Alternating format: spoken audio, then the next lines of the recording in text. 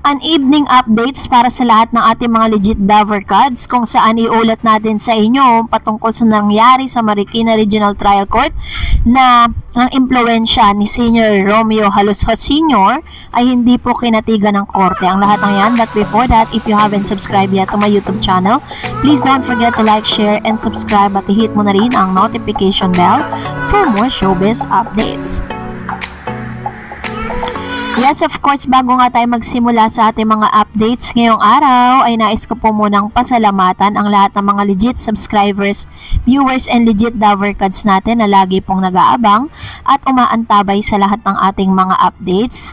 At maraming salamat po sa inyo pong palagi ang panonood at pagsubaybay.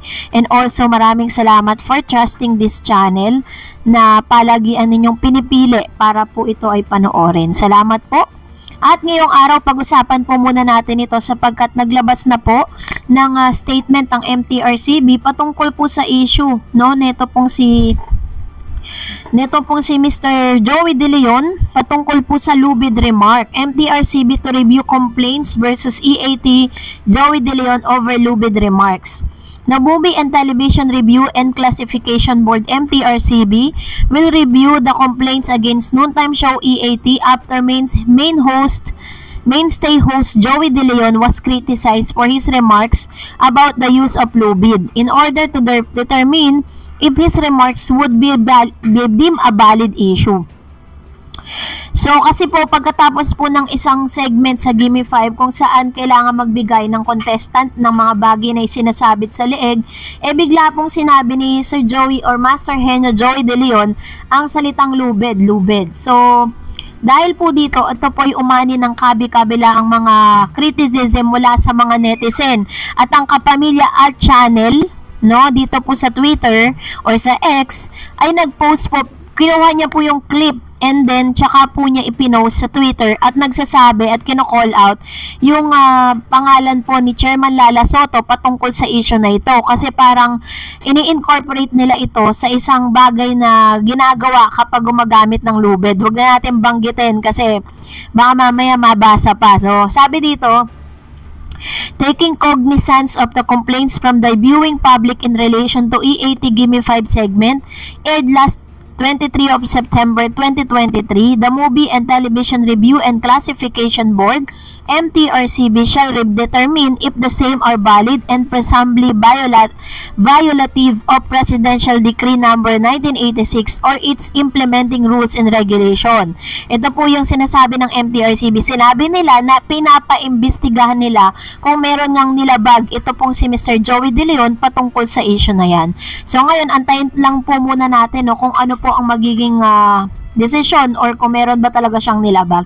So ngayong araw pag-usapan nga po natin ito kasi po ngayong araw po ay makikita natin maya-maya lang ang isang video clip na kung saan ito pong si dating Congressman Romeo Halusho Sr. ay nagsadya nga po sa Marikina Regional Trial Court ngayong araw kung saan siya po ay isa sa mga 5 na mga testigo or parang witness against TVJ at kasabay nga nito kasama niya po si Miss Malucho Wapagar na nagtestify patungkol nga dito sa issue na ito. And we do not know kung yung testify ba ni Miss Malucho Wapagar is in favor dito po sa TAPE Incorporated. Siyempre, ito pong si dating Congressman Romeo Halusho Sr. Siyempre kakampihan niya yung kumpanya, 'di ba? Yung TAPE kasi ang mga anak niya yan, kaya nga siya nandun Nagbigay siya ng testimonya niya patungkol dito sa issue na to. Pero meron pong isang request, ito pong si dating Congressman Romeo Halusho Sr. na gusto sana niya, kinausap po netong si Miss Maggie Abraham Garduque or Attorney Abraham Garduque III or Abraham Garduque na kung maaari bang ang kanyang kliyente na si Congressman, dating Congressman Romeo Halusho Sr. ay hindi pupunta or sasadya dito po si Marikina Regional Trial Court para magbigay ng kanya pong testimonya. Nang gusto po ng kampo ng TAPE, no, ginamit na nila yung influensya nila pero hindi po ito kinatigan ng korte dahil gusto po ng TAPE na mag-testify ang kanilang tatay via Zoom No, yun po yung gusto nila. Parang ayaw nila na pumunta pa si Mr. Romeo Aloso Sr. dito po sa Marikina Regional Trial Court dahil talagang makikita natin sa video na mapapanood nyo maya-maya lang na halos gumagapang na siya parang may tungkod na siya tapos may humahawak pa sa kanya dahil na rin siguro sa sobrang katandaan.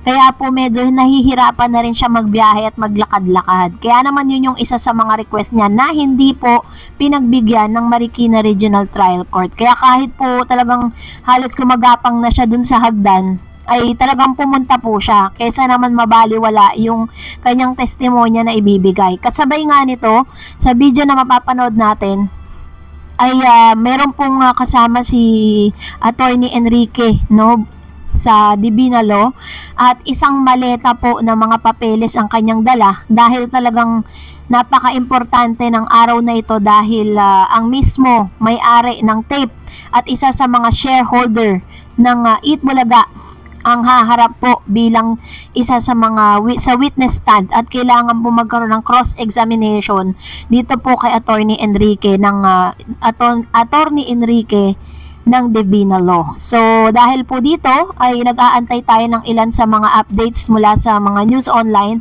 kung ano po yung nangyari kasi pinagbabawal po kasi ang ilan na pumunta po mismo dun po sa loob ng court dahil very very discreet. Bawal pong pumasok ang hindi po kasama sa loob. Bawal pong pumasok ang mga media kaya nakikibalita lang sila paglabas. So, ito po yung video kani-kanina lang. Yan, ayan po si dating Congressman Romeo Aloso Sr. This video was credited to Models of Manila. Ayan, so, nandun siya mismo sa Marikina Regional Trial Court dahil according to him, malapit po dyan yung kanyang tinitirhan kaya malaki po yung naging naging ambag niya para mabigyan tayo ng mga ganitong klase ng clip. Yan po si Attorney Enrique, papasok na po siya dito po si Marikina Regional Trial Court pero mapapansin natin wala po si Tito Sen at si Joey De Leon. Ayun. So siguro mas iniwasan na rin nila magpunta dahil hindi naman na muna sila kailangan doon. Nandun naman yung kanilang representative na attorney na talagang pinaghandaan po ito ng abogado ng DBJ dahil malupit po yung mga mga testimonial or mga testigo na ihaharap ng kabilang kampo. Pero yun nga, medyo -1 na sila dito po kay Mr. Vincent Bucio dahil napatunayan na or umamin na siya, no? Nadulas na siya sa korte na si Bossing Vic Soto ang siyang writer at nagmamay-ari ng team song ng Eat Bulaga. So ngayon naman, bago tayo magpatuloy, of course, narito ang ilan sa mga komento po ninyo patungkol sa last update natin. Kasi bali pinag-usapan nga talaga yung patungkol kay Master Henyo. Parang ayaw nilang pakabog dun po sa trending na si Atasha. Sabi po ni Dang Pasqua, sa tingin ko, wala namang mali sa sinabi ni Joey. Anong masama sa lubid? Sa tingin ko, joke nga lang yun. Kasi nga, pinag-uusapan, sinasabit sa leeg. Yun. So, sana po tanggapin ng MTRCB na joke nga lang yun. Pero, kung titignan mo naman sa kabilang banda, ito po yung sabi niya. Lagi na lang may sasabihin kahit di naman issue. Number 1 pa rin ang EAT. Kaya magtigil kayong mga buang. Sabi ni Buena R. Prost. Ayan, so totoo naman 'di ba, parang ngayon kasi dahil po sa higpit ng labanan sa noon time, parang naghahanapan na lang talaga ng kamalian And of course, another comments coming from Miss Madam Rosa. Sinasabit naman talaga sa leeg yan. Pwede naman tignan nyo ang magsasaka at mga nag-aalaga ng mga baka, kalabaw at kabayo. True naman, di ba? Na talagang sinasabit po nila yan sa kanilang mga leeg. Agad-agad iniisip nila about agad dun sa pagkakitil ng sarili nilang buhay, di ba? Kaya talagang pinipersonal na nila. Sabi po ni Ron Tyler, Channel TV, Diyos ko po, binigyan nyo ng masamang kahulugan ng lubid. Totoo naman pantali sa lieg yan, sa kalabaw, baka kambing, etc. Mga alaga ko sa bukid nakatali. Ang lahat sa lieg. Naku naman, wala na kayong magawa. Lahat na lang. True. Tama naman sana ito po yung pinakamagandang sabihin, 'di ba? Pero yun nga, sensationalist, 'di ba? Masyadong sensitive kasi yung mga issue na yun Sabi ni Jennifer Jennifer Gabales, iba talaga ang pasabog ng EAT. Even me, I thought Isma, kalukalike niya kasi very charming and very beautiful. You'd ever gods na si Atasha. So, salamat po sa inyong mga komento. Please mag-comment lang kayo sa comment section natin na related sa ating latest updates. And please don't forget to like and subscribe for more updates.